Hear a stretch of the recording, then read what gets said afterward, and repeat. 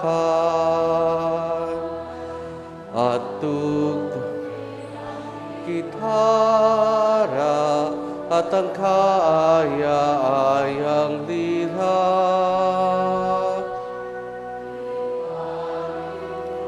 Ang trumpeta ipanang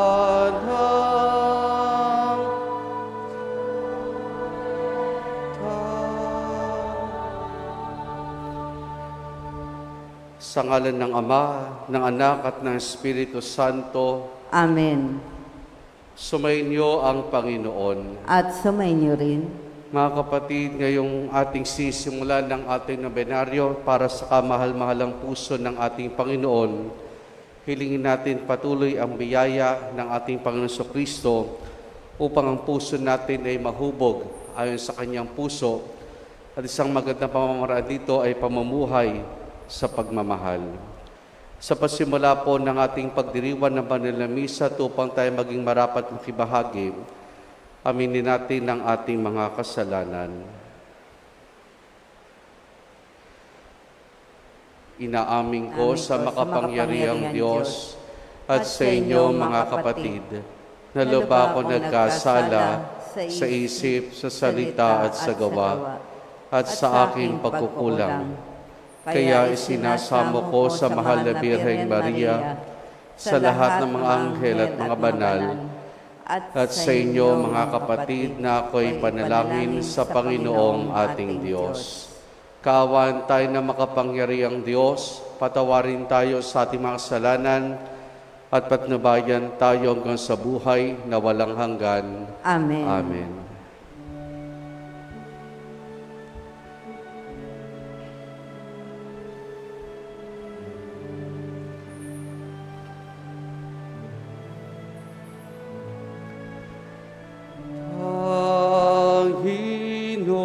Panginoon, kaawaan mo kami.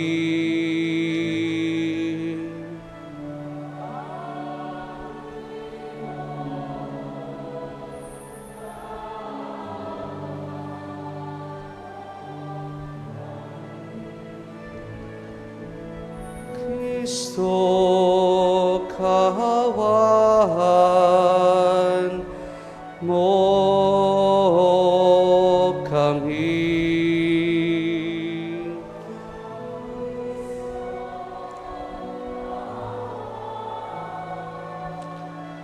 Mo kami.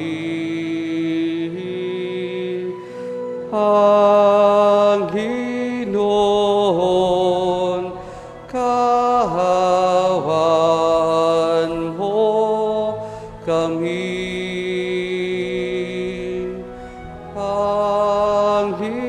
Panginoon, kaawaan mo kami. Manalangin tayo. Ama naming makapangyarihan, lakas ka ng mga walang inaasahan kundi ikaw. Ang pagluhog namin ay iyong pagbigyan sapagkat kami mga tao lamang na pawang mahihina kapag iyong iniwanan. Kaya naman kami lagi mong tulungan upang sa pagtupad ng iyong mga kautusan, ikaw ay aming mabigyang kasiyahan sa aming iniisip at ginagawa araw-araw. Sa pamamagitan ni Jesus, kasama ng Espiritu Santo, magpa sa walang hanggan. Amen. Amen.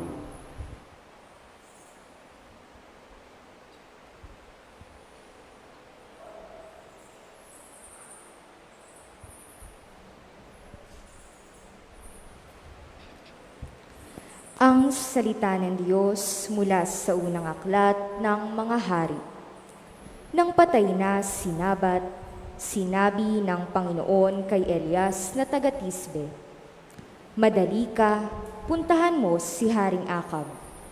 Makikita mo siya sa Jezreel, sa ubasan ni Nabat. Naparoon siya upang kamkamin niyon. Sabihin mo sa kanya, ito ang ipinasasabi ng Panginoon, isa kang mamamatay tao.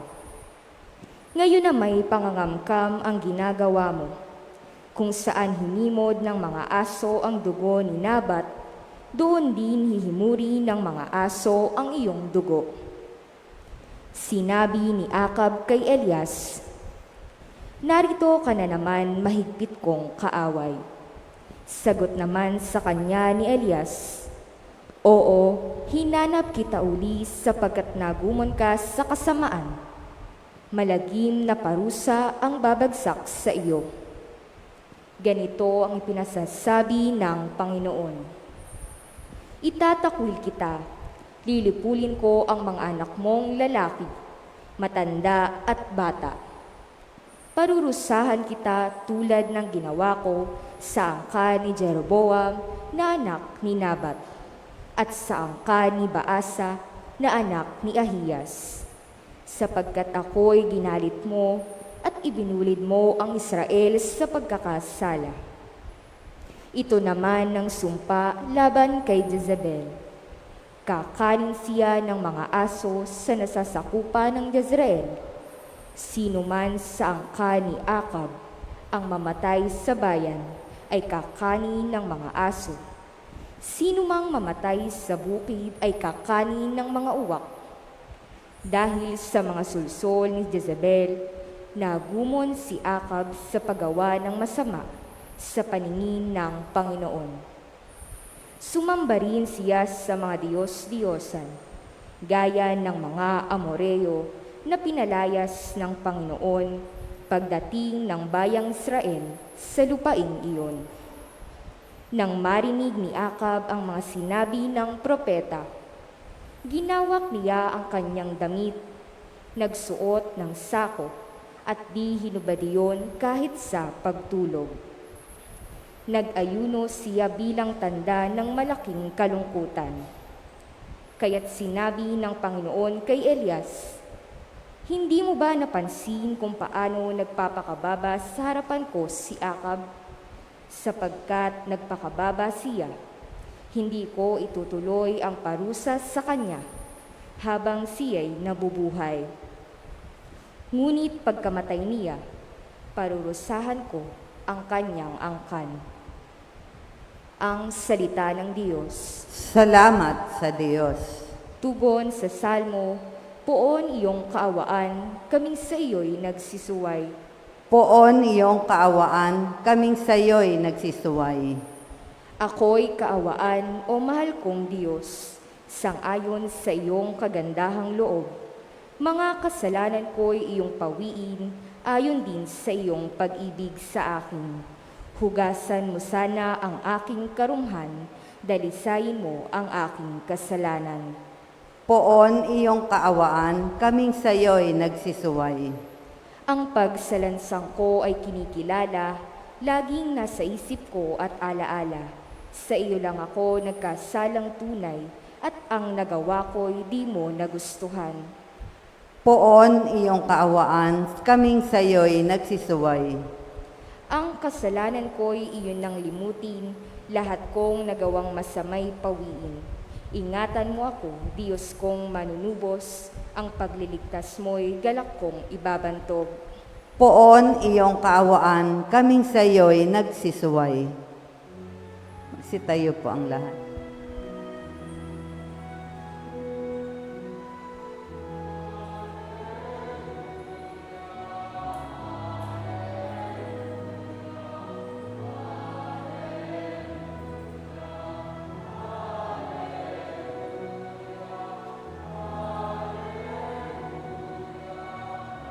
Alleluia, Alleluia,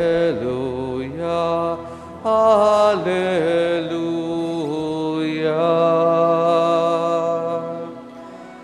Alleluia.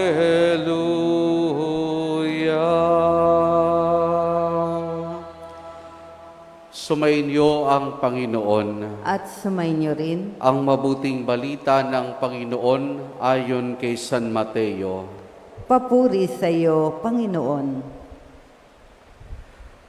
Noong panahong iyon, sinabi ni Jesus sa kanyang mga alagad, narinig na ninyong sinabi, ibigin mo ang iyong kaibigan at kapuotan mo ang iyong kaaway. Ngunit ito naman ang sabi ko, ibigin ninyo ang inyong mga kaaway at idalangin ninyo ang mga umuusig sa inyo upang kayo maging mga tunay na anak ng inyong amang nasa langit, sapagkat pinasisikat niya ang araw sa masasama at sa mabubuti, at pinapapatak niya ang ulan sa mga banal at sa mga makasalanan. Kung ang umiibig sa inyo ang siya lamang ninyong iibigin, ano pang gantimpalang inyong hihintayin? Hindi ba't ginagawa rin ito ng mga publikano? At kung ang binabati lamang ninyo ay ang inyong mga kapatid, ano nagawa ninyong higit kaysa iba? Ginagawa rin iyon ng mga hentil. Kaya dapat kayo maging ganap, gaya ninyong amang nasa langit. Ang mabuting balita ng Panginoon. Pinupuri ka namin, Panginoong Hesukristo. Magandang hapon po sa ating lahat.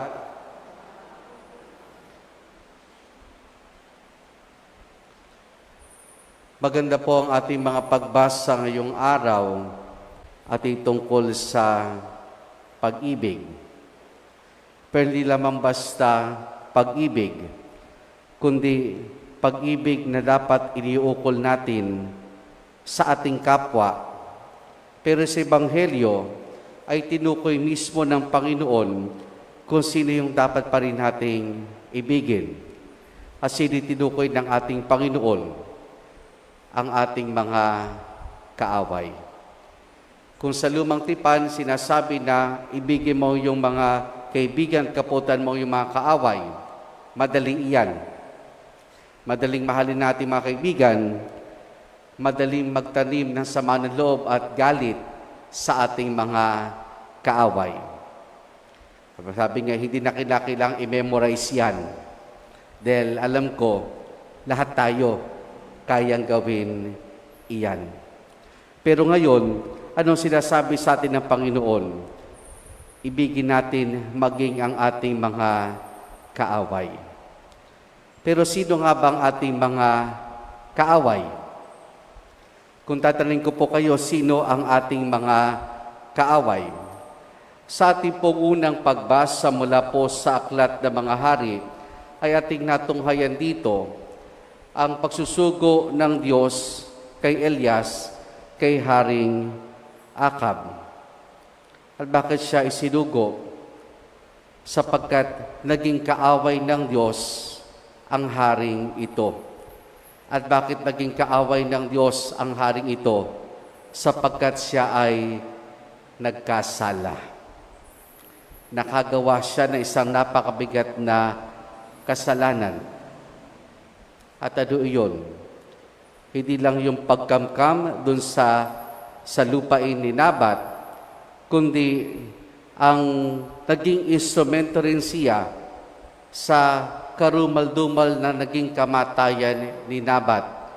Nung siya ay, sabihin natin na hindi ma-hypnotize, pero paikutin sa kanyang palad ni Reyna Jezebel. Naging kaaway ng Diyos ang haring ito dahil sa kanyang mga nagawang karumal-dumal na kasalanan. Hindi lang ang pang-angkin sa lupain, kundi naging instrumento siya sa kamatayan ng isang taong inosente. At dagdag pa dito ay naging instrumento rin siya upang bilang hari, bilang pinuno, ang bayan ng Israel ay kanyang mailigaw. At paano niya nailigaw ang bayan ng Israel? Sa pamamagitan ng pagsamba sa Diyosan. Siguro nakalimutan ng haring ito na bilang hari, pananagutan niya ang kanyang mga pinamamahalaan. Kung anong iutos niya, marahil ay susundin kaagad ng mga nasasakupan niya. At dahil siya ina-impluwensya na ni Jezebel na sumamba sa kanilang Diyos-Diyosan, kaya hindi nang nangyari sa bayan ng Israel. naging kaaway siya ng Diyos. Sino nga bang ating kaaway? Batay na rin dun sa halimbawa natin sa ating unang pagbasa, maaring ang maging kaaway natin ay yung mga nakagawa ng kasalanan sa atin. Malit man o malaki yung kasalanan, pero dahil ito'y kasalanan, ito'y pagkakamali, maring ituring natin silang ating kaaway. Huwag naman sana dumating na ituring nating kaaway ay yung pinipili nating maging kaaway. Pero kung titignan natin mas malawak itong tinutukoy ng ating Panginoon, siguro yung mga kaaway hindi lamang nakagawa sa atin ng mga kasalanan, kundi yung mga tao na nahihirapan tayong pakitunguhan, yung mga taong kinaiinisan natin, yung mga tao na kapag nakita pa lamang natin o dadinig pa lang yung boses niya o naamoy pa lang natin siya, ay para bagang kumukulo na ang dugo natin at nag-iisip na tayo ng hindi maganda laban sa taong yaon. Kaya kung titignan natin at mas malawak na pamamaraan, itong paanyaya ni Jesus na ibigin ng kaaway, hindi lang siguro ito maring tumukoy sa mga tao na nakagawa sa atin ng kasalanan, maging sa mga tao na nahihirapan tayong pakiharapan, nahihirapan tayong pakitunguhan, na minsan kapag nakikitungo lamang tayo ay sabihin natin na nakikipagplastika na lamang tayo.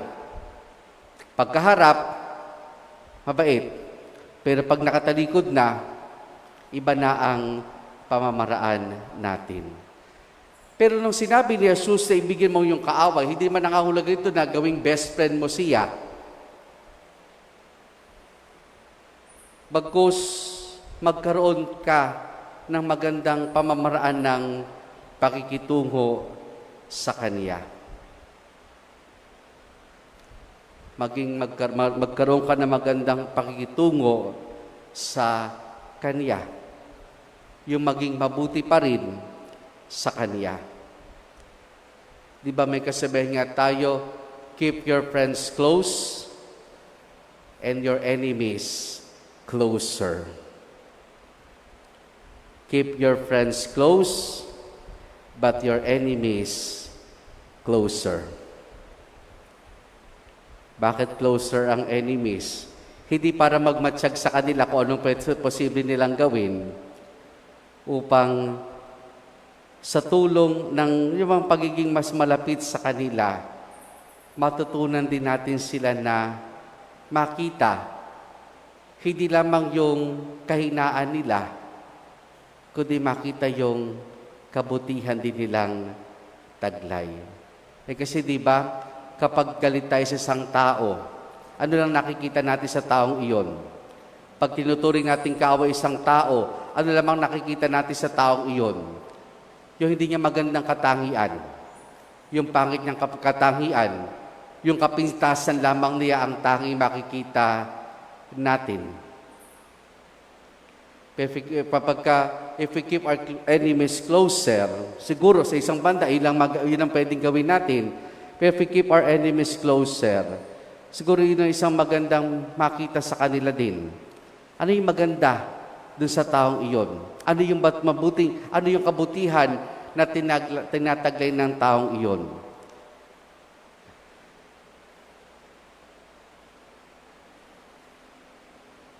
Ang kasunod kasi nung ibigay mo yung kaaway ay idalangin.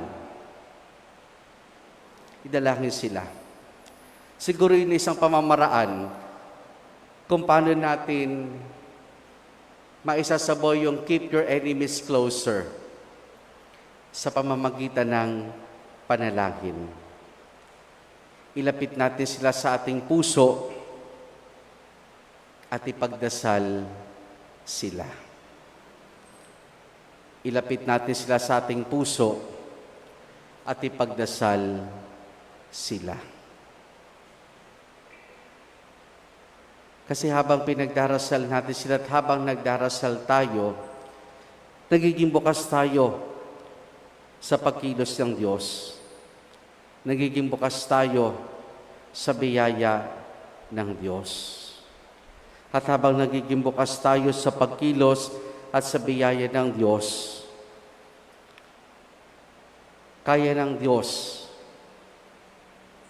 na alisin yung galit at ito'y palitan ng pagmamahal. Kaling alisin ng Diyos yung pagkamuhi, pagkainis, at kaya nitong palitan ng pangunawa at pagtanggap.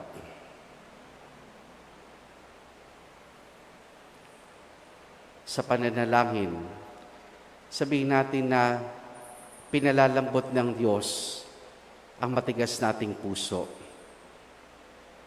Sa pananalangin, nililiwanagan ng Diyos ang nagdidilim nating puso dahil ito ay pinamamayanihan ng galit o ng pagnanais nating makipaghiganti sa mga tinuturing nating kaaway. Sa misang ito, mga kapatid, isama natin sa ating panalangin yung tao o mga tao na maring tinuturing nating kaaway o hindi kaya nahirapan tayong pakitunguhan, nahirapan tayong unawain, nahirapan tayong ispelengin sila. Ipagdasal natin sila. Ilapit natin sila sa ating puso. Nang sa gayon, sa paglapit natin sila sa kanila sa ating puso, ay matutunan din natin silang patuloy na gawan ng kabutihan at bukod sa kabutihan ay matutunan din natin silang mahalin, unawain at patawarin. Amen.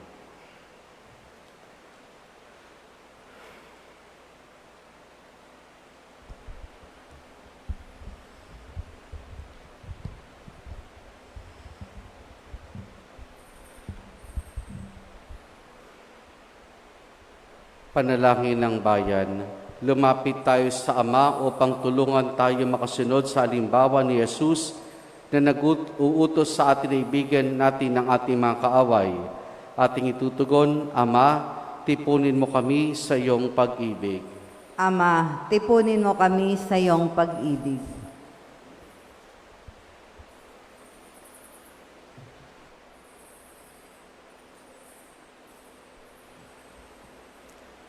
Ang mga pinuno ng simbahan, naway magbigay saksi sa pamamaraan ng habag, pag-ibig at pagpapatawad upang masalamin sa kanila ng sanlibutan ang kabanalan ng Diyos. Manalangin tayo sa Panginoon. Ama, tipunin mo kami sa iyong pag-ibig. Ang mga namimighati at nasusuklam sa kanilang kapwa, naway mapagtanto na maghihiwalay sa kanila sa Diyos ang pagbibigay daan sa hinanakit at galit. Manalangin tayo sa Panginoon. Ama, tipunin mo kami sa iyong pag-ibig. Ang mga pamilyang nagkahiwa-hiwalay at sinira ng hindi pagbibigay halaga sa bawat isa, naway muli nilang matagpuan na ang dating alab ng pagsasama at pagkakasundo. Manalangin tayo sa Panginoon. Ama, tipunin mo kami sa iyong pag-ibig. Ang mga may sakit, naway makamit ang kapayapaan ng kaisipan at kalooban na nagmumula sa kanilang pagkaunawa at pagtanggap sa kahalagahan ng kanilang pakikihati sa pagdurusa ni Kristo. Manalangin tayo sa Panginoon. Ama, tipunin mo kami sa iyong pag-ibig. Ang mga pumanaw, naway makihati sa kapayapaan at kaligayahan ng paghahari ng Diyos. Manalangin tayo sa Panginoon. Ama, tipunin mo kami sa iyong pag-ibig. Sama rin natin sa ating pananalangin sa misang ito ang intensyon at pasasalamat ng ating mga tagapagtaguyod sa karangalan ng kamahal-mahalang puso ni Jesus at kalisinisang Puso ni Maria, Toning Lagsaw, LV Calison, Gemma Cervantes, Tessie De Leon, Ningning De Leon, Ofelia Torres, Tuding Domingo, Azon Domingo, Toning Alejandro, Mayra Vicente, Toyang Felipe, Conching Santiago, Vivian Labausa, Feli Gonzales, Vasyon Parole, Narda Fajardo, Nilda Reyes, Elisa Libaw, Tina Hamon at Donna Garcia. Kay din ang pasasalamat ni Basilio at Antonia Lagsaw, Maria Oliva Calbonilla, Louis Gabriel Robles. Para sa natatayang kahilingan ni Cristel Cruz, Dor Salonga, Nicole Cervantes, Alia K. Dichoso na Jobel Constantino, para sa maagang pagaling ni Rogelio Capili, at para sa kapayapaan ng kaluluwa ni Orlando Regalado Teresita, Antonio Juana Teresa, Enrique Melanio, Gemaline at Felipe. Ating indulog sa Diyos, iba pa nating intensyon at panalangin.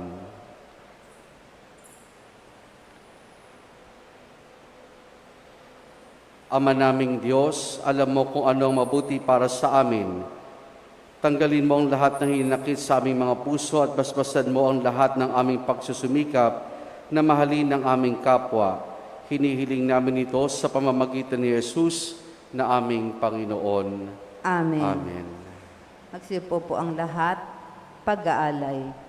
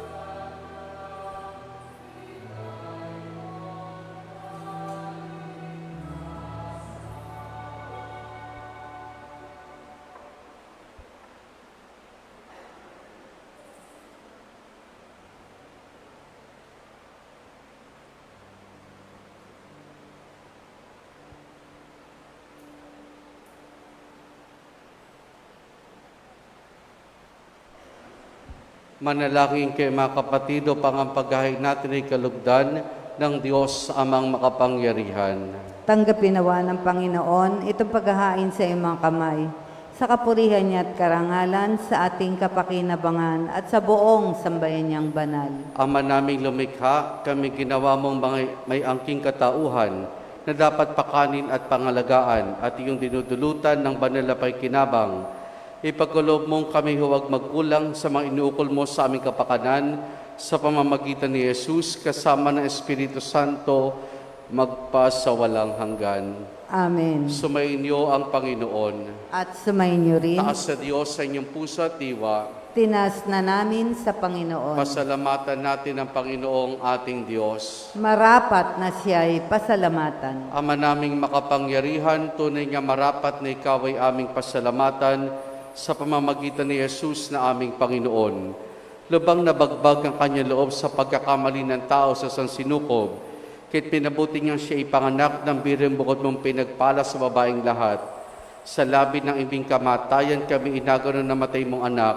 Sa pagkabuhay niya kami kanyang binuhay, upang kog namin sa iyo huwag magwakas. Kaya kaisa ng mga anghel, nagsisiawit ng papuri sa ng walang humpay sa kalangitan, kami nagbubunyi sa iyong kadakilaan.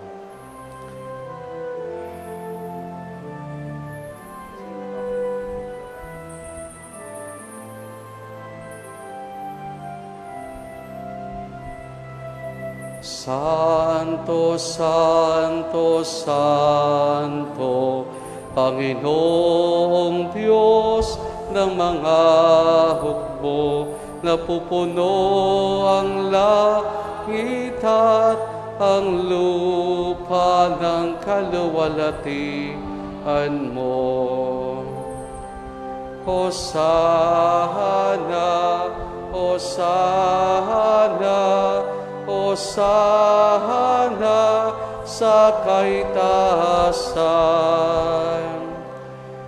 Pinagpala ang naparirito sa ngalan ng Panginoon.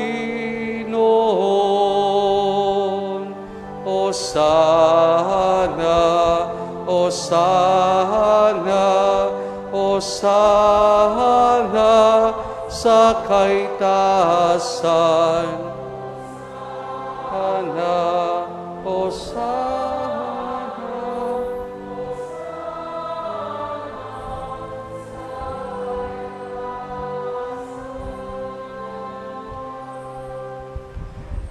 Ama naming banal, ikaw ang bukal ng tanang kabanalan.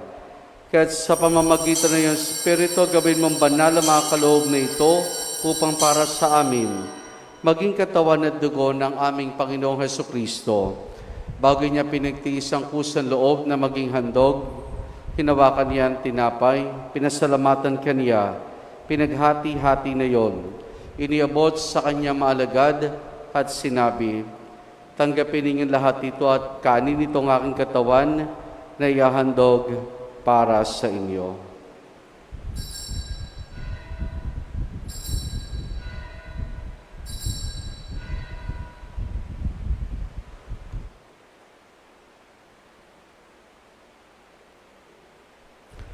Gayun din naman na matapos ang hapunan, hinawakan niya ang kalis.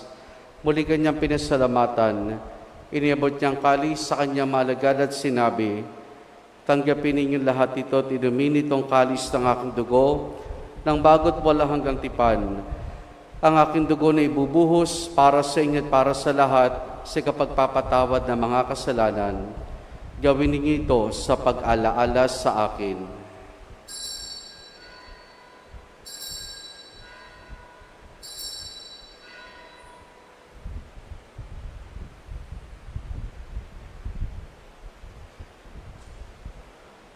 Ang misteryo ng ating pananampalataya. Aming ipinahahaya na namatay ang iyong anak.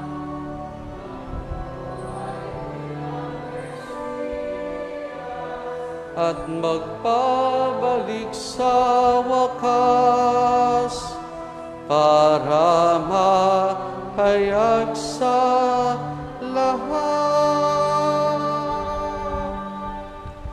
Ama, ginagawa namin ngayon ang pag-alaala sa pagkamatay at muling pagkabuhay ng iyong anak. Kaya tiyalay namin sa iyo ang tinapay na nagbibigay buhay at ang kalis na kakaloob ng kaligtasan. Kami nagpapasalamat dahil kami minarapat at tumayo sa harap mo para maglingkod sa iyo. Isinasamo namin kaming magsasalo-salo sa katawan at dugo ni Kristo ay mabuklod sa pagkakaisa sa pamamagitan ng Espiritu Santo. Ama, lingapin mo ang simbahan laganap sa buong daigdig. Puspusin mo kami sa pag-ibig kay San Francisco naming Papa at ni Dennis sa aming obispo at ng Tanang Kaparian. Alalahanin mo rin ang mga kapatid naming nahimlay na may pag-asang sila'y muling mabubuhay, gayon din ang lahat ng mga pumanaw at mga kaluluwa sa purgatorio. Kaawan mo sila at patuloyin sa iyong kaliwanagan. Kaawan mo at pagindapati kaming lahat na makasalo sa iyong buhay na walang wakas. Kaisa ng mahal na Birheng Maria, Ina ng Diyos, ang kanyang kabiyak ng puso, si San Jose, kaisa ng mga apostol ni San Juan Bautista, at ng lahat ng mga banal na namuhay dito sa daigdig ng kalugod-lugod sa iyo, may pagdiwanawa namin ang pagpupuri sa kararangal mo sa pamamagitan ng iyong anak na aming Panginoong Hesukristo. Sa pamamagitan ni Kristo, kasama niya at sa Kanya, ang lahat ng parangal papuri sa iyo, Diyos amang makapangyarihan, kasama ng Espiritu Santo, magpa sa walang hanggan.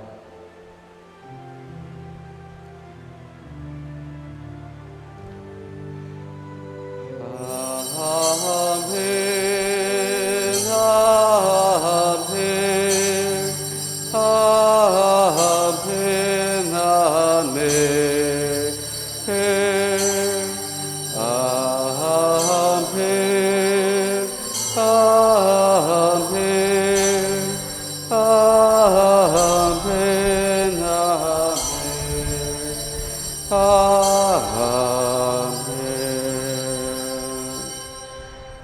sa tagubiling manakagagaling na utos sa turo ni Jesus na Panginoon natin na Diyos, ipahayag natin ng lakas loob.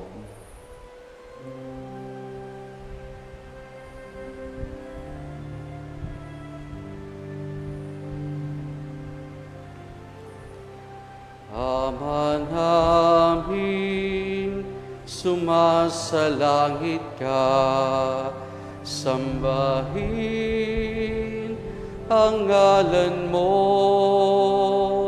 mapasamin ang kaharian mo, sundin ang loob mo dito sa lupa para nang sa langit. Bigyan mo kami ngayon ng aming kakanin sa araw-araw at patawarin mo kami sa aming mga sala para ng pagpapatawad namin sa nagkakasala sa amin, at huwag mo kaming ipahintulot sa tukso, at iadya mo kami sa lahat ng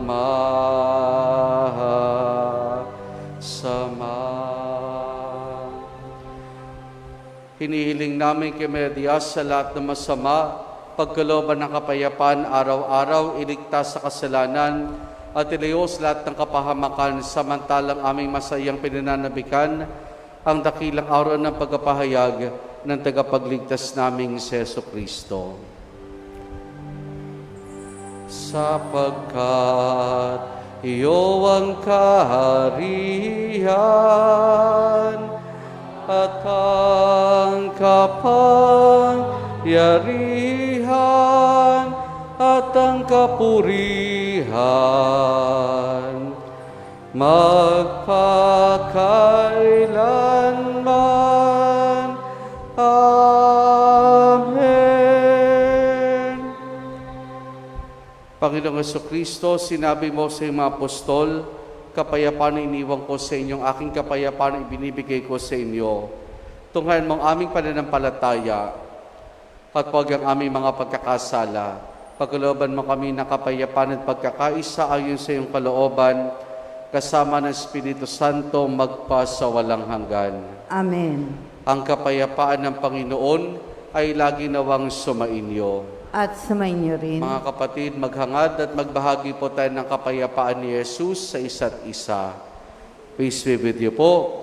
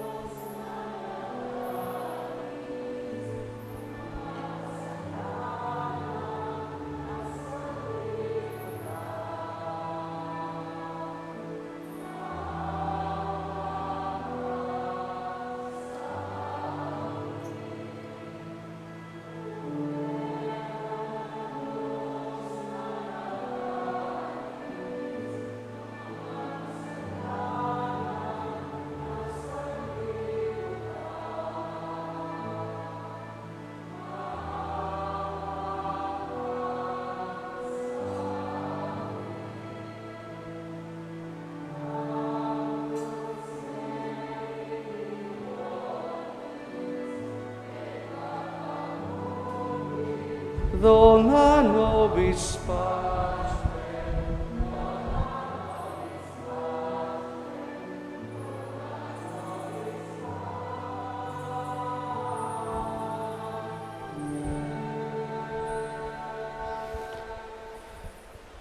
Narito si Jesus, ang kordero ng Diyos.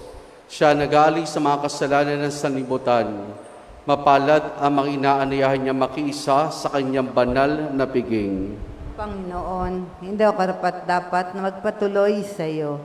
Ngunit sa isang salita mo lamang ay gagaling na ako.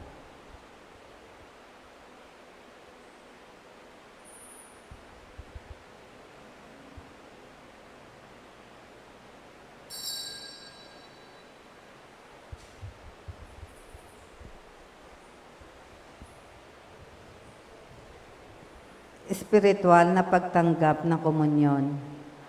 Panginoong Hesus, ako'y naniniwala na ikaw ay nasa kabanal-banalang sakramento. Inibig kita ng higit sa lahat at minimiti kong tanggapin ka sa aking kaluluwa. Sapagkat sa mga sandaling ito'y hindi kita matatanggap sa sakramento. Tumuloy ka sa Espiritu sa aking puso.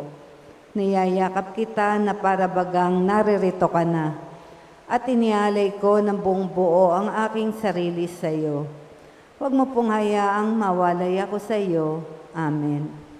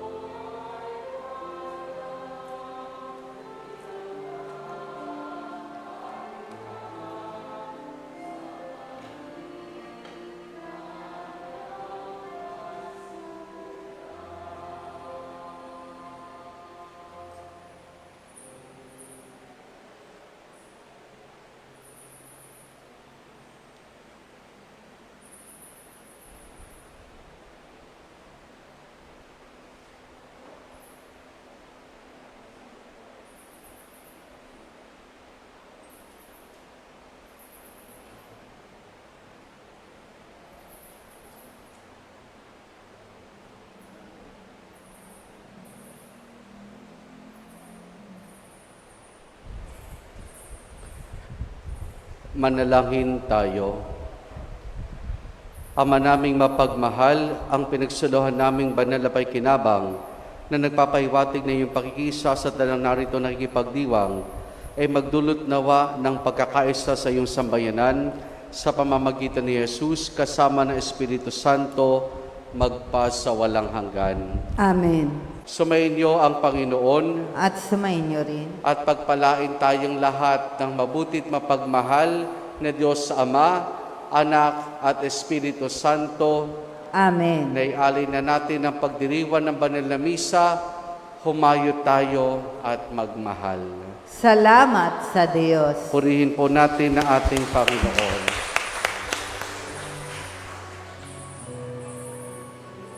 Lapit na po.